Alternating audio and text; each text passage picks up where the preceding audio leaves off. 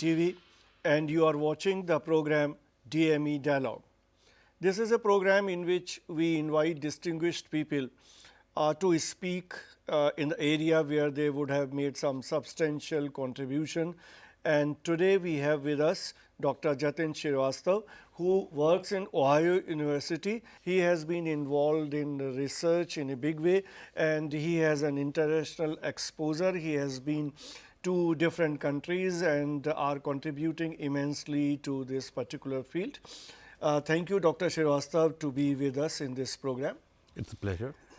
First of all, we would like to know as to, since you are working in the United States and for long you have been there, whether you, for how long you have been in the US and how did you decide leaving India and going to the United States and working there?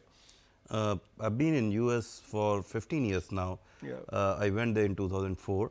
I went there for my master's. My first my first master's was MBA in India. I finished that in 2001. I worked for a petroleum company, IBP, for 1.5 years, around 1 year, a bit more than 1 year. But I thought that I would have liked to do something else. So then I decided that I would go for a program abroad. I did my master's in US at Kansas State University, finished that in 2006. It was a 2-year program. Then I moved to Ohio State University where I did my PhD in communication. I graduated in 2010, so I finished my PhD in 2010, and then I joined Ohio University in the state of Ohio, around 70 miles from Ohio State University, 70 to 80 miles, and I've been at Ohio University E.W. Scripps School of Journalism since 2010. So I started as an assistant professor. Now I'm an associate professor. As you said that you have already done MBA in India and you are already working there. So what did you motivate you while you were working in a good company to leave India and to pursue further studies in the United States? I think I did not. So it was a sales and marketing position, and I realized that that I was not a very good fit for the position, and the position was not a very good fit for me. And that does happen because a lot of times in my region we don't have a lot of exposure to the different professions or different things that you can do. So most people in my community, in my region, middle class people, they end up being either engineers or doctors. MBA was the new thing later, and so I did my BSc, my bachelor's in physics and maths at University of Allahabad, and then I decided to go for my MBA. And but there were not a lot of options to choose from. So I think that it was probably the lack of exposure. So so as I gained more independence, as I became more confident. So initially you would have gone for taking up your masters, and then eventually it happened, then you joined the PhD, or it was a deliberately decided thing? When I started my masters, in United States, the graduate education is slightly different. So most master's program expect you to be focused on research, to some extent. There are some programs which expect a very strong emphasis on research, even in the master's program. So, but in India it was not so.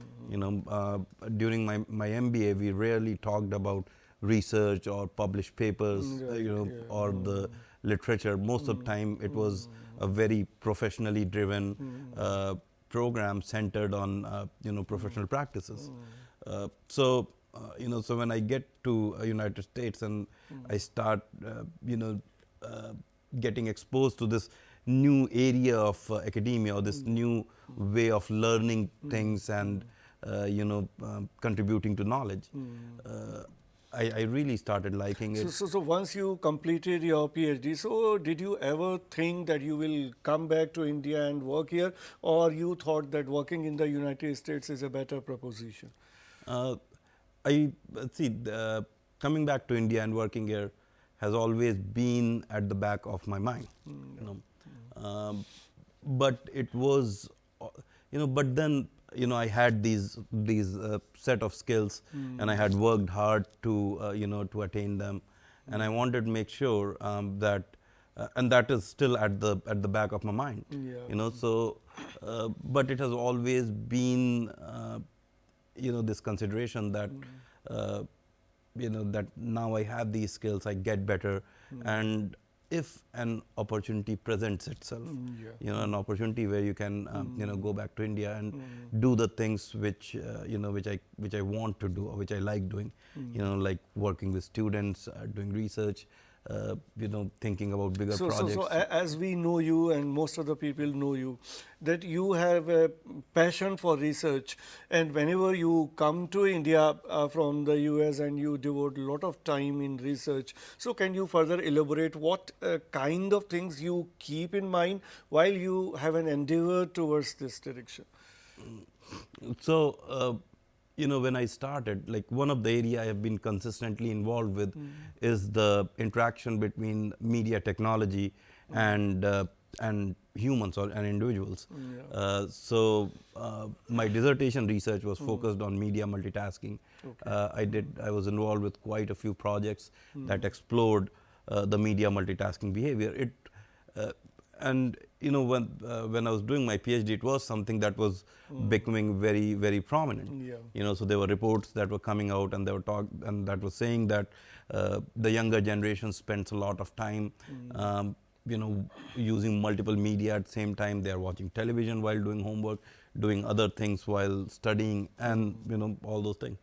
At the same time, you had these phones coming out, which would brand themselves or which would market themselves as multitasking phones.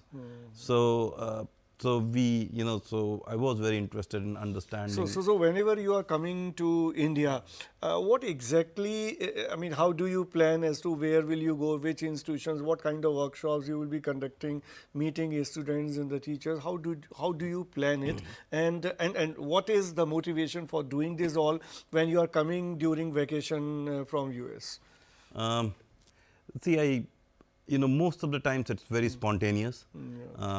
I like to visit places, I like to meet people, and a lot of times it's also the exposure to the problems and questions in India that I'm very familiar with, the problems I grew up with, the things that we used to think about all times. So, so most of the times things I do in India are not very structured, I know people, friends who, sometimes, someone talks to me and they say that, we need someone, we are thinking of doing something, would you be willing to do it? And I say, yes, that'd be wonderful. And so what has been your experience in all such workshops or training programs or interaction with the teachers and the students as far as the training them or teaching them research, as compared to your experience in the field of research in the US? I think we have, in India, we have a lot of potential. In United States, there is a higher degree of specialization, a lot more resources, related to research, like library resources, access to software, statistical software, and plagiarism software, all those kind of things, databases and indexing, and a lot of those things that help you make decisions about research. In India, we still are, we still are trying to figure out how to. So we still are trying to increase the rate of research, and I think that has been a very centralized push, even by the government, agencies and the and the ministries that are involved with education and human resources. So what do you think, given your experience in India, since you have got a lot of education here only and then you are coming back, what kind of changes or reforms you think should be taken up by the government in the education system, wherein much emphasis can be put on research? I think there is, see, things don't change in a day. I remember I remember when I was a student in 90s to now, things have changed a lot. And I see these centralized push where government and other agencies like UGC, they are trying to not only increase the quantity of research but also the quality of research, because and I think when they when you get a lot of focus on quantity, then you get into you create some very serious problems.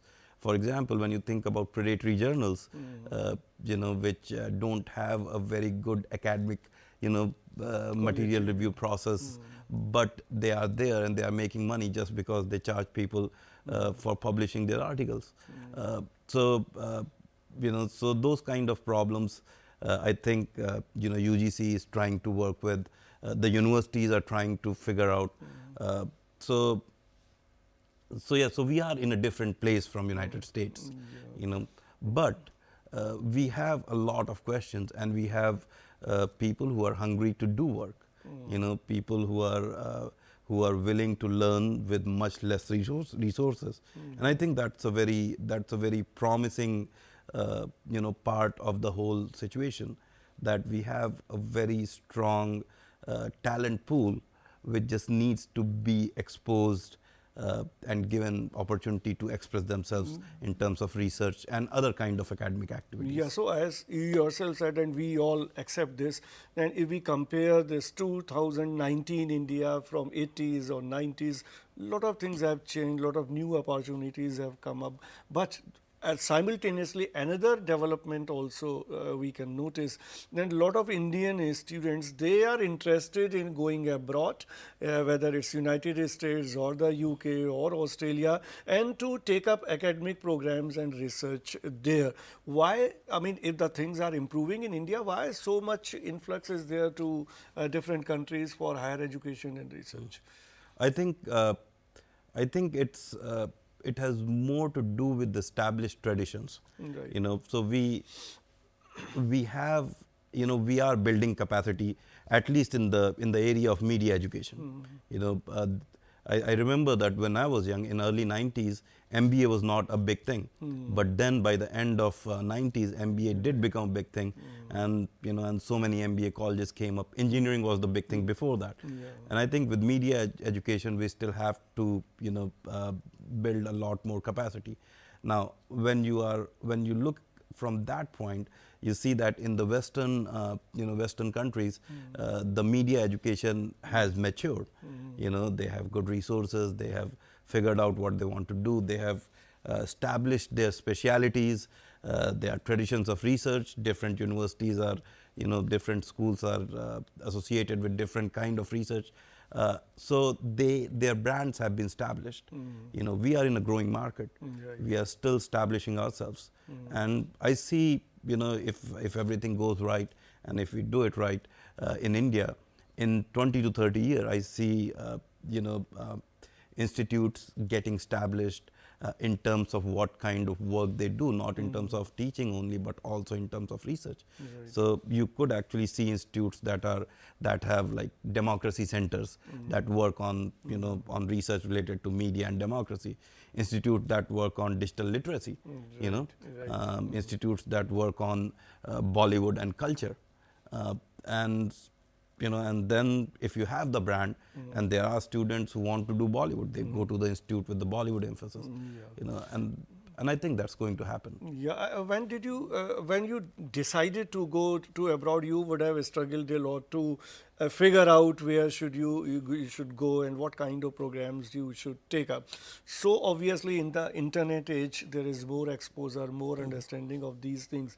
But do you feel there is still this particular area lacking now today? If some student decided to go to the US taking up a master's program in journalism or taking up research somewhere, now how he or she should proceed, which direction, how he or she could decide which university, which program should be taken up. So, do you feel that there is a need of more counseling, more facilitation in this particular area, and whether you think somewhere your role comes in wherein you can help the students in getting the right university, right course choosing? Yeah, I think counseling is a big part, you know, because that's your stepping stone. That's where you decide where to go. For someone like me, you know, coming from Uttar Pradesh, you know, from a family of engineers and doctors mostly, it was very hard to understand how to go about anything else. Sorry to interrupt. Before you, whether any of your family member had gone abroad for education and all? Yes, I think one of my cousins had gone abroad, but you know, he was in Mumbai. He was a doctor. He is an engineer, so he went to IIT, and then from there he went to, I think, Rice University. But it was a very different trajectory. You know, if you are coming from Mumbai compared to if you are coming from and any small town of UP. So it's, you know, so from Lucknow, which is, you know, which is a big town, but which is still, you know, exactly. the level of exposure varies, you know, and I think like, so a lot of work has to be done to just figure out where to go, and you know, sometimes things do work out. You know, your family is, you know, everyone is engineer, and you have a lot of role models, and you really want to be an engineer, you know. But what if you don't want to be an engineer or doctor, which was the case with me, you know? Then a lot of times you just end up learning things by, you know, trial and error. And I think that's why I ended up having, you know, 1 bachelor's and 2 masters and 1 PhD. Yeah. You know? So, what kind of message you would like to give to all those people working in India in the field of journalism and mass communication, either as a practitioner or as an academic or researcher, or the student who might be planning to come to this area in either as a practitioner or as a researcher or academic? So, any message that you would like to give to these people? Yeah, I think you know, the future of journalism in India, as I see, is very bright. You know, our industries are growing. Circulation rate for print newspapers are growing. You know, at the time when they are going down in most of the Western world, we have one of the most complex and one of the most diverse media systems in the world, which is starting to make more and more money as people have, you know, more disposable income. And I think that's a good thing. That means that media industry is something that would be offering good jobs and you know, good opportunities. But I think it would also depend on what kind of offerings we are providing to our audience. And I think there is a lot of innovation that needs to go in there. So yeah, so my take is that it's going to be good, but it's going to be very competitive in the, you know, in the future. So our students have to be prepared, not only in terms of skills, but also in terms of understanding of the audience, as well as understanding of the research, which helps them understand the broader picture, you know, just beyond just you know, production or recording and that kind of stuff, just beyond the technical aspects. So, thank you, Dr. Srivastava, to be with us and talking to us as part of this DME dialogue. So, this was Dr. Jatin Srivastava from Ohio University, who had come to India these days and interacting and talking to people in academic discourses. So, this was DME TV, and you are watching the program DME Dialogue.